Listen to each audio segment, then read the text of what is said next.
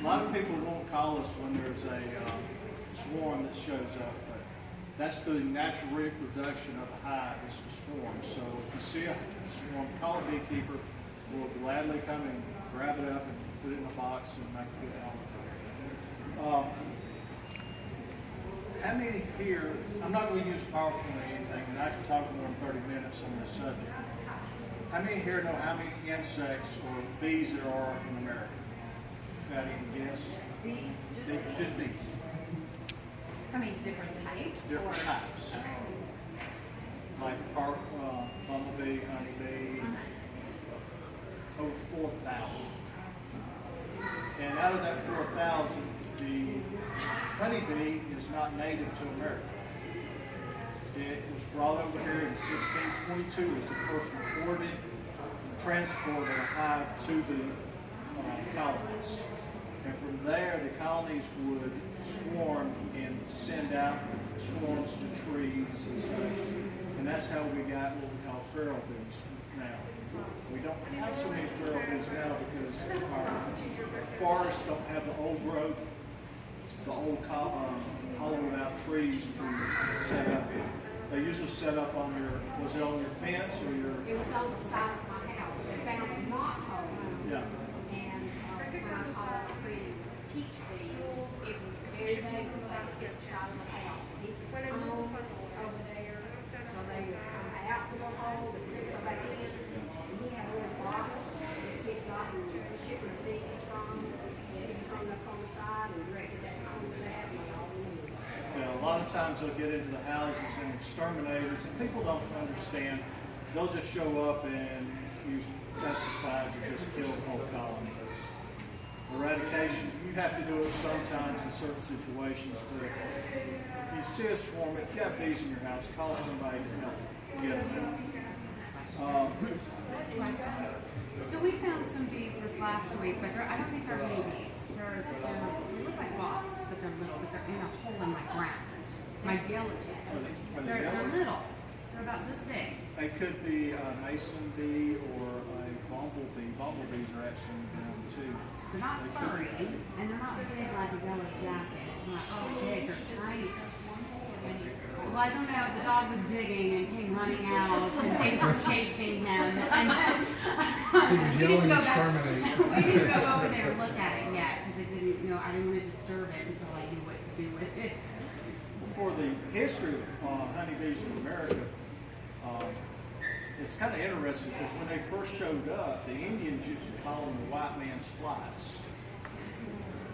Because when the Indians saw the honeybee approaching or in their area, they knew that the white man was close by. So that's when they also would get stung by them, and they would think that's the white man's bullets too. So you can think it. Y'all come on in. We got a few seats if you like to.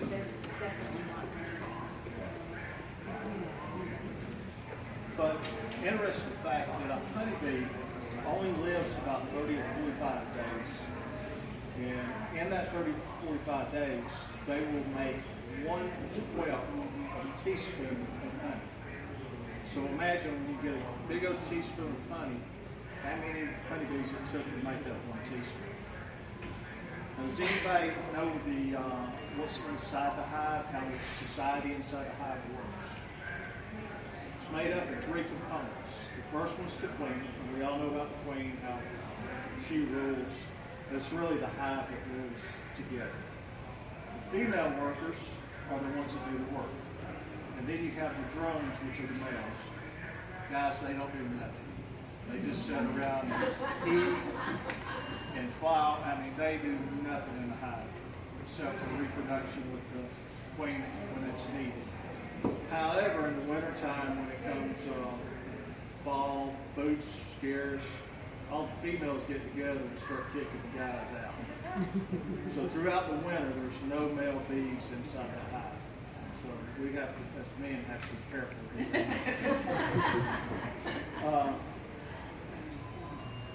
Interesting facts, a honeybee will flap its wings 11,400 times per minute. And that's what creates buzz sounds. Honeybee can fly approximately 15 miles an hour, so don't try to outrun it if it's coming at you. Now, typical beehive, and this is typical, what we're facing now with the colony collapse and our bee population. It used to be you could have 400 pounds of honey out of one hive. You're lucky to get 100 to 200 pounds now. Because of the way farming is done, the way the bees are, it's a monoculture in California. All they pollinate is almonds. So for miles and miles, you've got nothing but almond trees that do nothing for the bees nutrition-wise.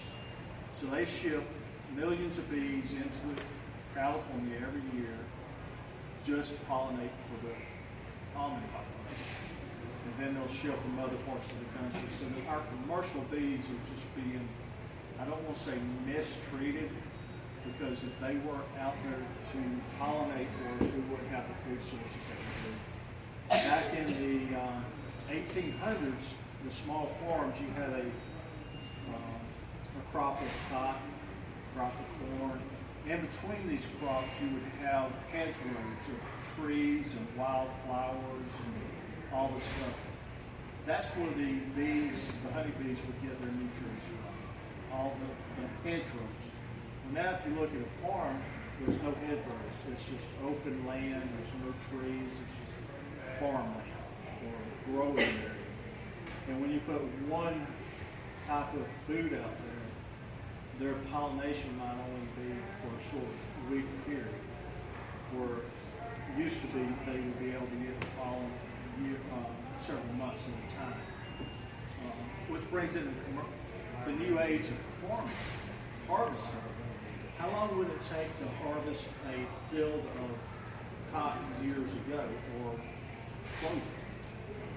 The farmer would take 2 to 3 weeks to do one field. Now it takes one day and that field's done. So it's killing the amount of food source for the honeybees.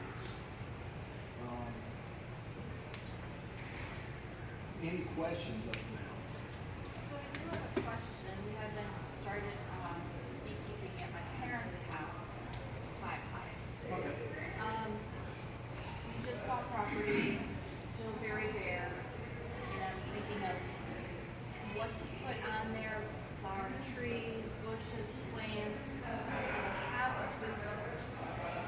Or is that what you should do is try and get as much from spring till fall? Well, a bee will typically fly 3 to 5 miles from where the hive's at. Depending on the season and food availability, you'll watch them. Sometimes they'll come out and fly north. They're all flying north out of this hive because they found a food source. Another hive next to it might fly east because they found a food source. So growing stuff right in New York, they might not actually get on that. Clover by far is the best thing. Nobody has clover in their yards down there. It's all nice Bermuda or fescue grass, and you spray chemicals to kill all the dandelions, which bees love too. So where are you located? I'm in Dallas. We have 30 acres, so we have a little bit of work. Surrounded by farm property. Farms and woods and trees. They should find plenty to, you know.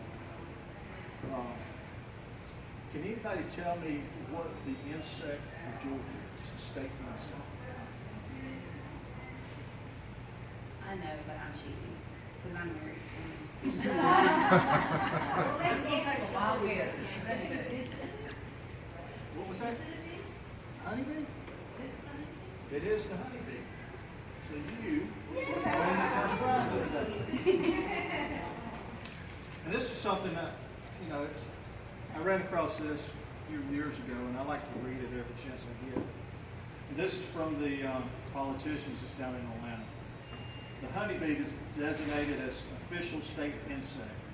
A resolution designating the honeybee as the official state insect and for other purposes, whereas honey produced by the honeybee provides significant income to an important section of Georgia's economy.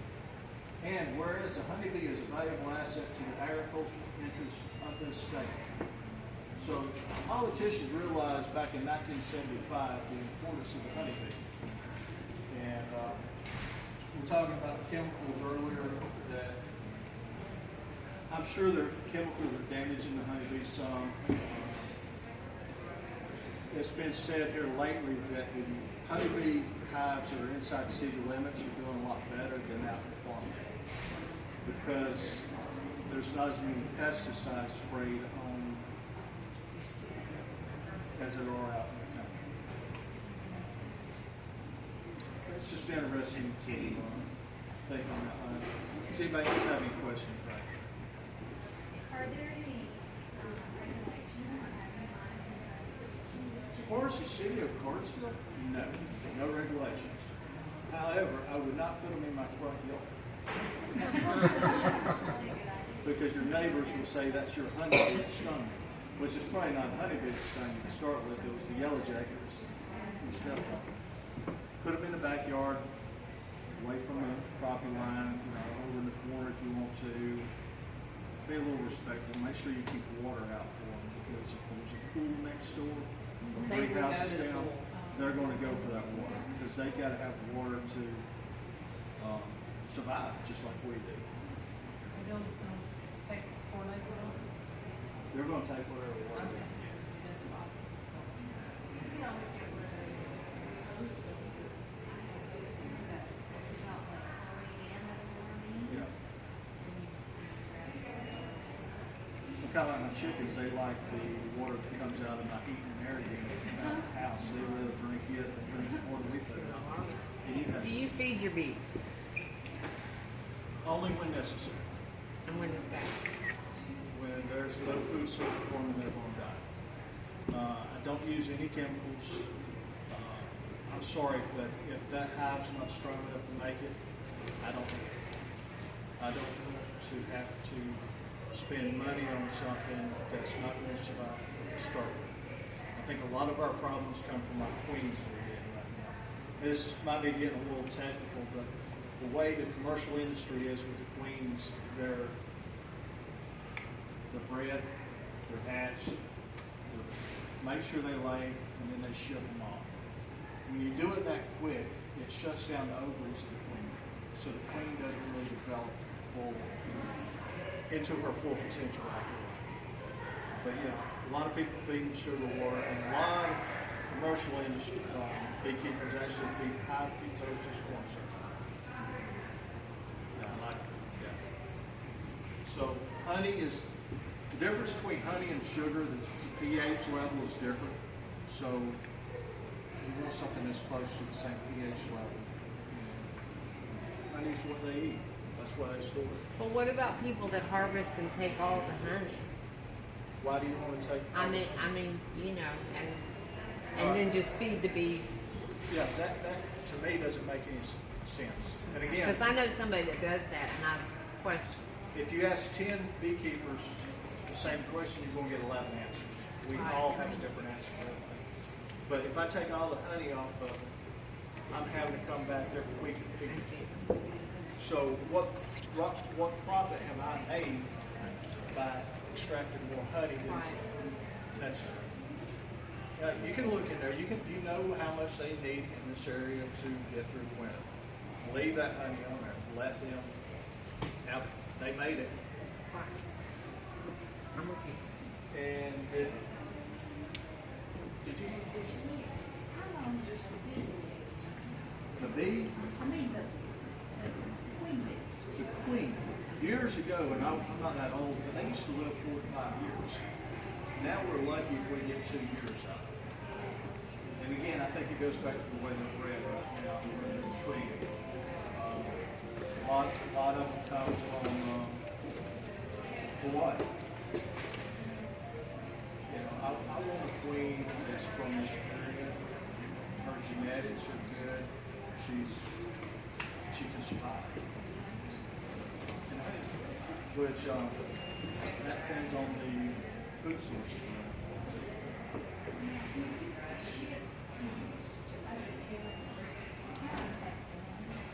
Okay, question if y'all didn't hear it is when you ship these to other areas, most of the commercial beekeepers that ship bees, they have their beehives located on pallets.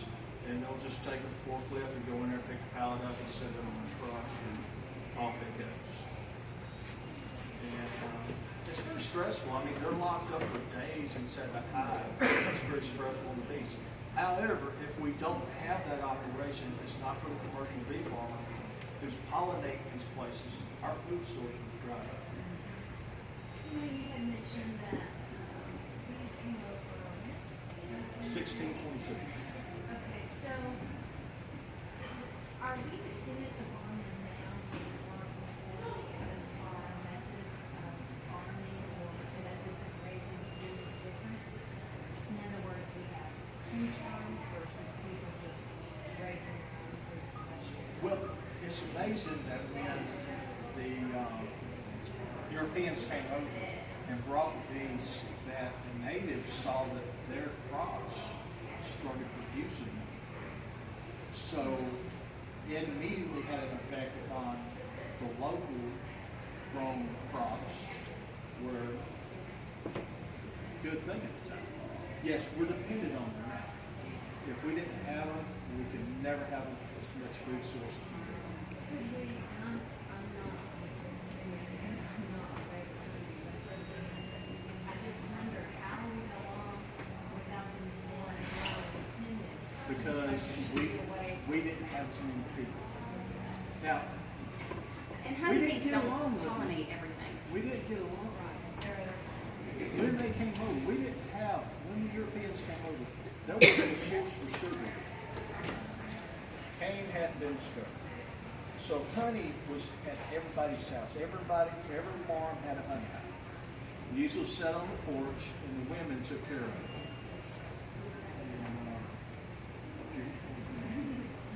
And, every farm had a honey hive, and guests would come over. They'd go out on the porch, take the cover off, and there were skips. Y'all seen the typical beehive where it's kind of domed up? That's a skip, and that's where they kept bees in forever, all the way back to Egypt. But they would take the top off and they'd scoop a chunk of honey out and take it and put it on the plate. And that's how they would have their sugar. Townships would actually hire and ask for beekeepers to have the beehives for the township.